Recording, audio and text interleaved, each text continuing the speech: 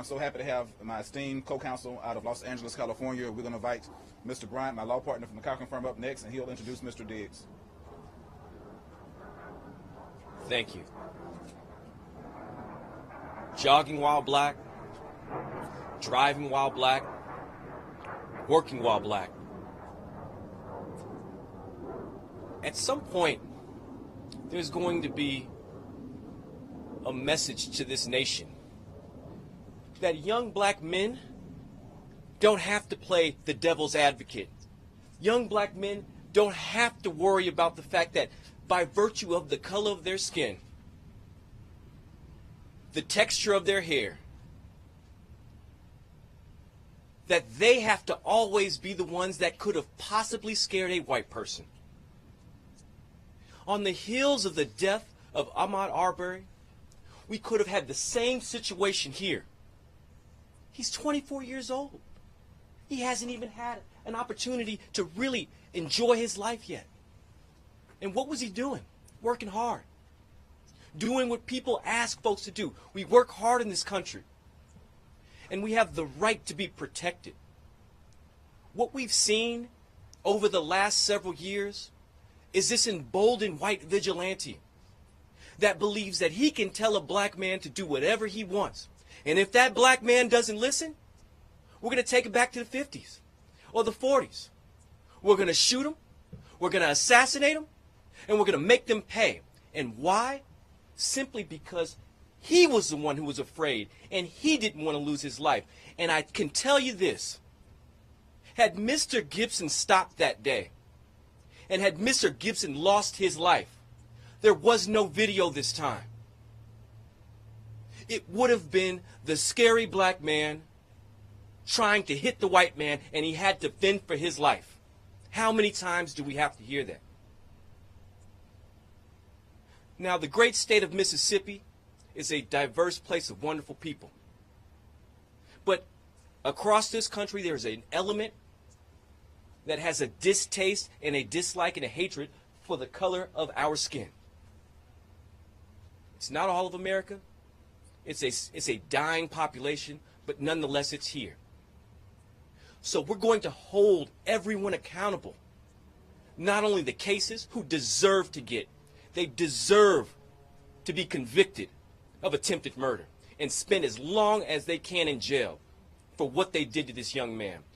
But we also need to understand why this young man was trying to make an investigative report and the police were doing everything to prevent him from doing that. And we also have to understand, when have you ever heard of a situation where a victim of a crime is asked to help pull up the bullet fragments in which tried to attempt to take his life? That is insanity. We are all equal in this country. And my law partner, Carlos Moore, our good partner with Ivy McNeil and Wyatt, Diggs and Purcell, our Rodney Diggs, we will pull the full force of any civil action we need to take against the cases. I don't care if they have $5 in their bank account. We're taking it all. And what I can also tell you is that if there have been any shenanigans that we find out with the police department or anyone else, we will be bringing a Section 1983 claim immediately. So we call on all people, all the great Mississippians, to stand up, white, black, Latino, Asian, stand up and say we're tired of it. We're sick of it. It is not okay. And this young man deserves to live, and he's going to do it, and he's going to thrive, and we're not going to let hatred prevent him from doing that. Thank you. And we have Rodney Diggs with Ivy McNeil, Wyatt, Purcell, and Diggs. Good afternoon. Thank you, Mr. Bryant. And I echo the sentiments of Mr. Moore and Mr. Bryant. Again, my name is Rodney Diggs of Ivy McNeil, Wyatt, Purcell, and Diggs. We're the largest black-owned law firm in the nation. And once we heard about this, the Cochran firm was gracious enough to absolutely bring us on to assist with this matter. Now, I echo the sentiments of what Mr. Moore and what Mr. Bryant said, but in addition to that, we want to give a warning to FedEx because they're not out of this at all. What's interesting is, after Mr. Gibson made these complaints to a supervisor, multiple supervisors, they didn't show any concern. In fact, what they wanted Mr. Gibson to do was complete his route. Complete his route after he just almost lost his life. You have bullet fragments in the truck and in the car. Clearly, someone that young that has dealt with this sort of shooting as it happened in the Ahmaud Arbery style is suffering from stress and for sure PTSD. You shouldn't require a young black male who just experienced racism at its highest height in the 2022 to continue to do work. So he has a stress claim. We're moving forward with a workers' comp issue, but depending on how FedEx responds to this and if they try to retaliate against Mr. Gibson in any way, then he will have an employment discrimination claim as well against FedEx. So again, this is just a warning because right now they have shown no concern for this young man. What they're doing is require him to continue to go to work and finish his routes despite this tragic experience that he just did. And so that's what we want to say, and hopefully they step up, provide him with the mental health that he's going to need, the therapy that he is for sure going to need down the road, and make sure that this doesn't happen again to employees, and make sure that you take these sort of complaints seriously when you have your employees coming to you, especially when they're saying, I almost lost my life, I'm being shot at. And to say, that's fine, go back on the road and finish your job, that's uncalled for. FedEx needs to do better. Thank you. Yep, so you see we have brought in the best of the best from across the country to stand with Mr. Gibson and his family. He's blessed to be alive. I believe he had a guardian angel with him on that evening. Otherwise, he would be dead. But FedEx's response has been less than optimal. I mean, the manager on the phone, when he told her that he was being shot at, she says, just try to get to the station as soon as possible. No, I'm going to call the police for you. I'm going to get you help. Get to your station. Get to the FedEx office just as soon as possible. And then put him back on the same route the next day. He works it 2 days. It was too much on him. He couldn't bear it. And then they sent him home. But get this, without pay. He's at home without pay on unpaid leave because he could not handle the stress of going on that same route. FedEx should be ashamed. They have to do better. They should voluntarily do better, or we will make them do better. And so at this time, we want to answer any questions that you may have from members of the media, and we're going to let this family move on. We'll be with them every step of the way through the criminal process as the cases are going through. We'll be there to make sure that justice is done, and we'll be there with Mr. Gibson as he has to testify before the grand jury and other juries. We'll be there every step of the way, but we're going to get justice, and we're going to also file our civil lawsuits against each and every person responsible or complicit with these acts. Emily? Mr. Gibson, if I could, please. Yes. Mr. Gibson, FedEx sent you out in an unmarked vehicle, as I understand. Well, it wasn't unmarked. It wasn't a FedEx vehicle per se. It was a Hertz vehicle. It had two big Hertz symbols on the side because we often use runners up there. Do you feel like that put you in some sort of danger not having a FedEx logo plainly visible as a delivery driver?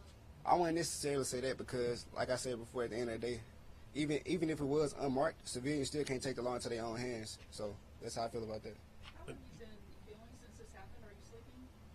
I have been having a lot of anxiety and trauma. I have slight panic attacks and things of that nature. I'm currently getting into therapy to try to manage that a little bit. But just want to add to something. In addition to that, Mr. Gibson did have on his FedEx uniform, and so when he was out the truck, it was clearly visible that he worked for FedEx. So despite the truck not being marked with FedEx symbols, that doesn't mean that, now you have somebody who's in a FedEx uniform delivering a package to a spot, and they may not know what the car is now that they can shoot at the vehicle. That's improper, and that's attempted murder. Yeah, and if, as he said, this happens time and time again, FedEx normally, if they don't have marked vehicles, they rent vehicles for their employees to deliver packages. You have not heard one time where a white person that worked for FedEx was assaulted like this or chased. This has everything to do with racism, not because the vehicle was unmarked. We can try to make excuses, but this was racism, plain and simple. No ifs, ands, or buts about it. Plain old, good old Mississippi racism.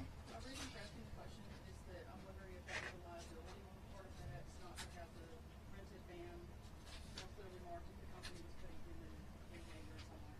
I definitely think it was a lot. I definitely think it was a liability. Sorry. And other black drivers I've talked to across the nation, they have told me similar experiences. So this is something that we're going to investigate across the country. I've asked Congressman Benny Thompson, who's chair of the House Homeland Security Committee, to investigate this for domestic terrorism, because black drivers are telling me they are afraid to deliver packages in certain neighborhoods because this has happened to other people. Not to this extent, but they have been accosted in some kind of way or confronted by white individuals in certain neighborhoods. Monterrio, you had been to this neighborhood before to deliver packages, is that right? Yes, sir, like once or twice. Had you ever had any prior interaction, or did you know the cases at all? No, sir. Like the first time I went there was nobody home, and when I went this time, there was nobody outside either, so I had no interaction with them before this whole event. They came out of nowhere. Were there any words exchanged between you and the cases other than him mouthing you said stop? No words at all. If you could talk to Gregory and Brandon Case, what would you want to know? What would you ask him? What would you say to him? Honestly, I would just want to know what was going through their head that day. That's all I want to know. What would possess them to do something like that? 'Cause like I said, we had no interaction before that. Do you believe that the police were complicit in a lack of justice so far for you? I definitely think they were way too lenient. They gave them too much time to hide evidence and do other things, and they should have been on their case. They was too focused on worrying about what people thought about Brookhaven. Like, even the chief had emphasized that Brookhaven was so unracist when there wasn't even the object at hand. And the last question I have is, you know, your attorneys have talked about this and what it's like to be black in America right now, especially on the heels of Ahmaud Arbery. I'd like to hear in your own words, as a young black man living in America, what your experience has been and what this does to you and how this has impacted you. I'm gonna be honest with you. Like before this, I'm from Mississippi. I never really experienced racism, especially like not to this extent. But like I'm just looking at everything way different now because I realize it's still parts of Mississippi that is racist. And it's just like it's really scary that you could just die doing your job. Especially in Lincoln County, where in 1955 a civil rights activist leader was shot in front of the Lincoln County courthouse, shot in broad daylight, and no one was ever brought to justice. To this day, no one has been. You can kill somebody in Lincoln County, in Brookhaven, in broad daylight, and nothing may be done. Had this man been killed at 7 p.m. at night, the cases would have lived to spin the story. We would have never heard his version, and rest assured, the cases would have got off scot-free. Did you think about Ahmaud Arbery after this happened at all? I mean, this sounds eerily familiar. Yeah, like once people start like bringing it to my attention, I did. Sorry, you can just wait really quick. Okay, that's fine. Helicopter is a little hard to hear. Okay, thank you. Now, I'll just ask you again. After this happened, you know, your attorneys have talked about it, but did you think about Ahmaud Arbery? Because it sounds eerily similar. Yes, sir. Honestly, at first, I was kind of reluctant about speaking up, but then I realized it was bigger than me. 'Cause once they started bringing it to my attention, I thought about all the people who ain't here to speak for themselves. So I kind of got to pick up the responsibility and speak for them as well as myself. You're lucky to be alive. Yes, sir. Thank you. Do you all believe that if the cases didn't turn themselves in, they'll still be at home scot-free right now? Well, they are at home scot-free, but if they didn't turn themselves in, they'll definitely be at home scot-free. Yeah, and that's not how it normally happens for a black man accused of a crime. They would have had a SWAT team come arrest the black man wherever home he was, whatever building he was in.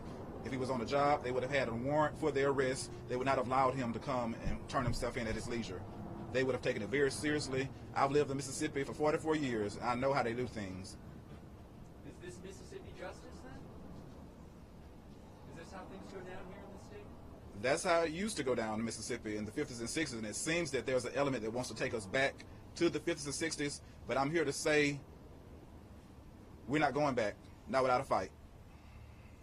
How far did they chase you? They chased me all the way to the highway. Like, I can't tell you, it was probably about maybe 7 minutes from their house to the highway. And I drove down an additional 10 minutes before I called my manager just to make sure I felt safe. I don't know if any of you have ever been in a situation where your life is being threatened, but I just really want to put this in perspective. I really want you all to understand this. This young man was just enjoying his day, doing his job, and literally, the most scariest situation that a black man could ever face is a white man who he perceives to be racist pointing a gun at him and firing. That has to be the most frightening experience one could face as a young black man. And then not only that, they continued to chase him until they got to the freeway. So what would have happened if they were able to cut him off? It is just the saddest thing. And I know this young man. He's a very strong guy, and he's not trying to show too much emotion. And that's part of some of the challenges that we as black men face. We don't want to show emotion necessarily. I can tell you there is so much pain that goes through his head every single day, knowing that for no reason other than looking black and being black, somebody tried to take his life. And when he ducked down that steering wheel and pressed the gas forward, he did not know if he would ever come back up to breathe again. I mean, that could have been it. I still don't know to this day how he survived, but for God, the grace of God is simply why he's alive, to tell his story. So many like Ahmaud Arbery and others did not live to tell their story. And you would think that after the uproar after George Floyd, Ahmaud Arbery, Breonna Taylor, that white supremacists would get the message that we're going to fight to the very end for our people. But they're not getting it for some reason. And I believe it goes back to having someone that supported white supremacy not too long ago in the White House. He has emboldened this evil, sick, demonic, minuscule portion of our country and of the state of Mississippi. They have been emboldened to be bold and overt racist. And if they can get away with it once, they will get away with it twice. We want justice, and we want it now. One question I have is, you mentioned in 1955 Lamar Smith, who was killed. He was killed by the man with the last name of Case. Does that have any significance to the people who attempted to murder Mr. Monterrio? Are they connected? That is my first of hearing that. We had never, since they never arrested or prosecuted anyone for the murder of Mr. Smith, we cannot confirm, but we will leave no stone unturned in the pursuit of justice. And there is no statute of limitations. If it was a case that killed Mr. Smith, I believe that they need to open up the investigation, and if the person is still alive, prosecute that person as well. I'm interested about the timeline of the incident on the 24th. Over a span of, you got to the neighborhood at what time? How many minutes were you searching for the address? At what point did you see the cases? And then they chased you for 7 minutes or so. If somebody can lay out the timeline for us, please. Okay, so I made it to the neighborhood of probably like 7:22. My manager, I actually had a call from my manager at 7:27, which is when I was leaving the neighborhood when she heard the last 2 shots going off. So this like 5 minutes, something like that. So in the span of 5 minutes, this all went down. Yeah, I wasn't in the neighborhood that long at all. Also, I want to piggyback off of something you said earlier, because you asked, was that Mississippi justice? Is that how they do things? Somebody brought to my attention that it's actually a lot of unsolved cases where black people are being murdered in Mississippi. So as far as prosecuting them goes, we do want justice in that, but we also need to pass laws that protect black people as well, because they like to follow the law so much anyway. That's the only way I feel like we'll be protected. Yeah. Do you know if there's any surveillance video from nearby homes in the area that may have caught anything on camera? Well, we're here. We're going to do a full investigation because we are assured Brookhaven Police Department's not going to do a full investigation. You would think by now they would have combed every house in the neighborhood. The district attorney told me he is waiting on the police department. They want some ballistics information from the crime lab to look at the bullets or whatever and figure out which gun it came from. But we just don't believe that Brookhaven Police Department, even though it has a black police chief, is taking this case seriously. And so we're going to do our own investigation, and we're going to make sure that we talk to everyone in the neighborhood to see if there are other cameras or whatever, because we are going to file charges or civil cases against any and all responsible, including the cases, and if necessary, the Brookhaven Police Department. Mr. Gibson, if you had to just estimate, how many times did they say they shot at you? I thought it was about 4 or 5 times, but I think they found more bullet holes after I got back to the station, so it could have been more than that. It was definitely more than 4 or 5 times. So. What was the reaction from FedEx when they found out what happened to you? They made me, when I the first manager I actually called, like after my other manager called me, he didn't sound like too concerned, if I'm gonna be completely honest with you. He was just like, okay, we'll file a report in the morning. Like he didn't really care. That's why I took it upon myself to call the police. When I got back to the station, we did file a report. After that, they was kind of like trying to keep it hush hush. They actually asked me not to talk to the media, but I feel like everybody need to know what's going on, because they also told me that they would be investigating. I haven't heard anything since, and this was almost 2 weeks ago. So they don't seem like they're too concerned about it at all. And how long were you working there? Have you ever had something similar to this occur before? I've been working there since July 15th, 2021.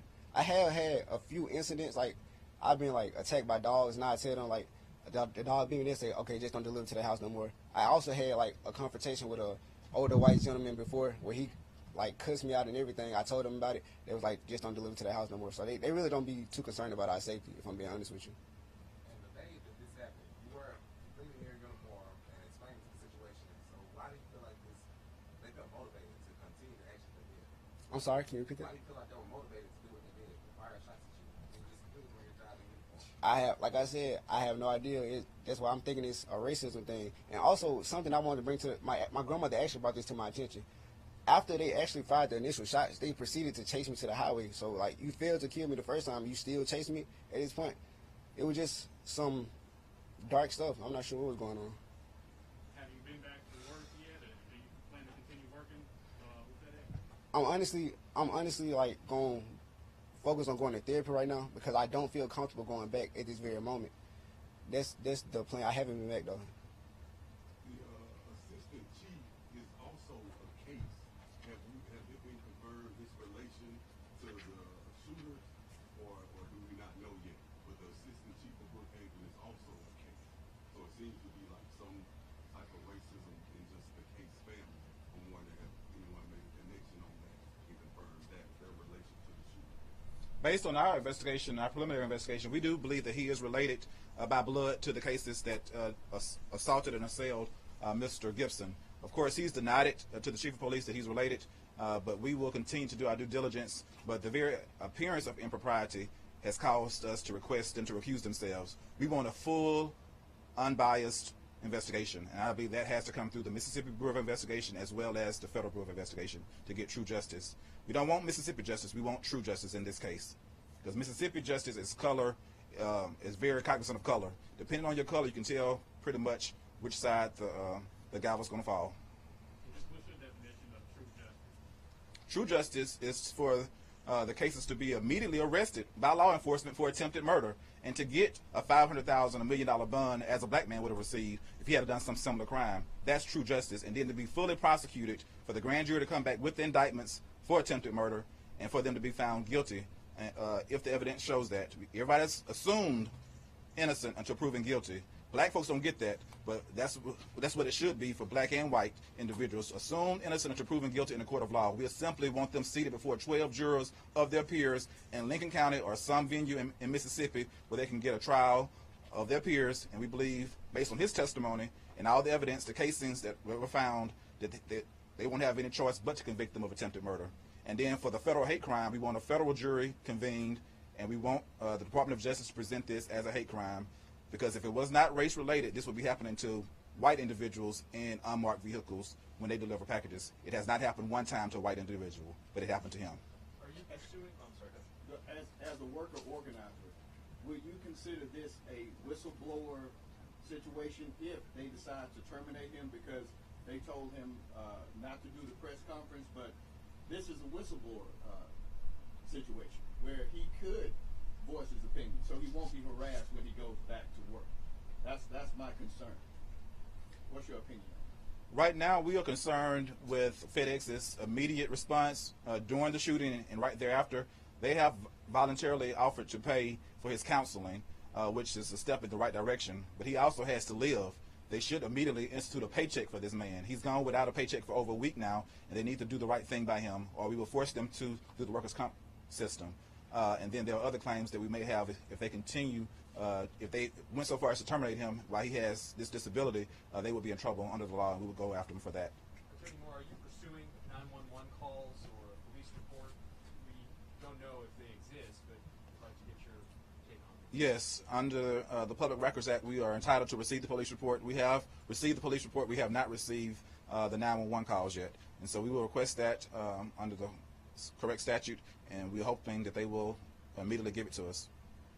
Is there any negligence on the FedEx part? Like, I just don't understand the putting them back on the same route. They have to be like re-traumatizing. Like, what's the thought process in that, and how are they allowed to do that? I just don't understand that part of it at all. I definitely believe FedEx needs to send its employees and its management through diversity and sensitivity training. That is just cruel and inhumane and insensitive to send someone back the very next day to the same route when they came within an inch of losing their lives. I mean, I don't see how they did it, so they must be poorly trained, and so they need better training in that area.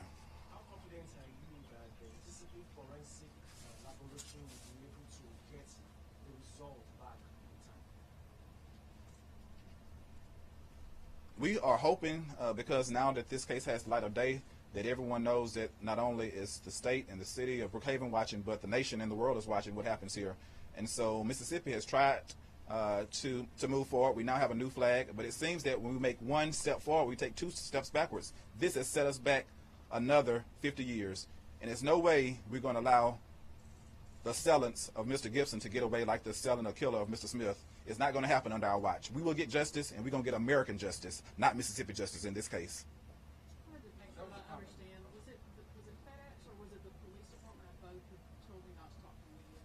It was FedEx. It was also the police department also asked me to not talk to the media as well, though. But FedEx is the one that originally said. Yes, ma'am. Like the following day. Do you think that the reaction of this, the lack of seriousness that the police have taken, FedEx, all those that you have claimed, had anything to do with the fact that you weren't physically injured? I mean, this is emotional, be traumatizing, of course, but you were lucky to leave unscathed. Yes, How sir. much of that do you think plays into the reaction from authorities and from the bosses? I think it plays a big role as well, because another thing that people don't take serious these days is the mental health of black men in America and things of that nature. They think we so strong because we went through so much, but we hurt too. We got feelings too. So that being said, I don't think that they was going to take it serious anyway. What would you say was the most disheartening part of this whole thing? The way the police handled it, the way your job handled it, or the situation at all? Like, what would you say?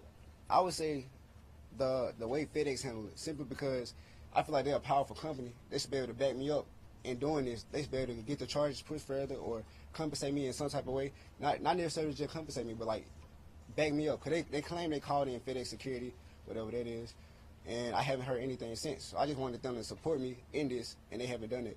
When was the last time you spoke to FedEx? One of my managers actually called me yesterday, and she claimed she was just checking on me, but it's been like 2 weeks, so if you was going to check on me, you should have called when it happened. She called you in an official capacity or a personal?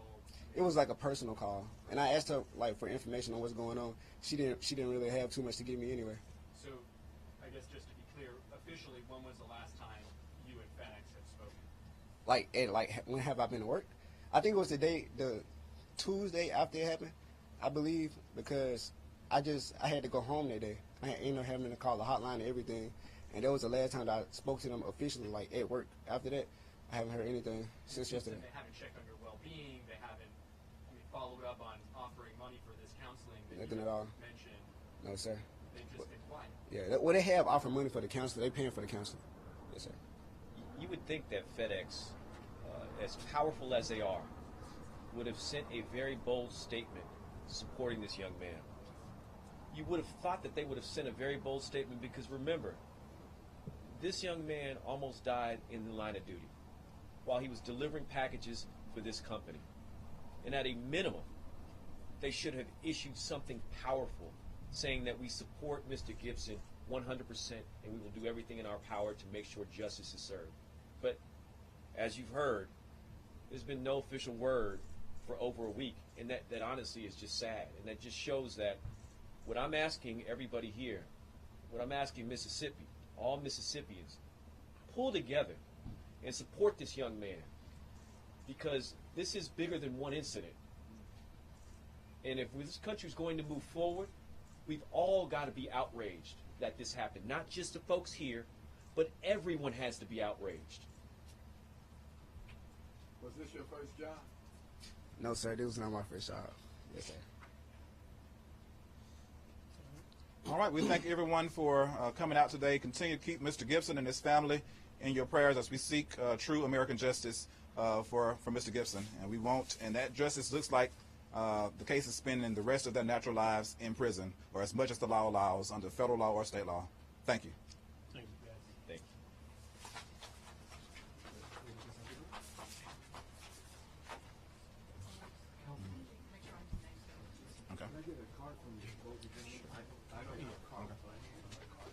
a second.